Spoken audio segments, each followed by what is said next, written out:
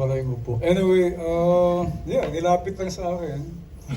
8 years ago, may retrospective sa Barcelona.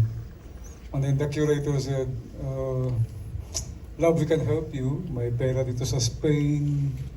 If you can think of some project that connects Spain and the Philippines, we can help you. Magellan, siyempre, di ba? Or maybe Alex Yala, nag-train siya sa Nadal Academy, pwede rin yun. Anyway, yun. Then nag-coincide naman sa isang producer from Portugal na, Love, we can help you if you have something in mind that connects the Philippines to Portugal. Magellan. So, pareha lang. Nag-meet kami tatlo. And then, we targeted Gael to do the Magellan character.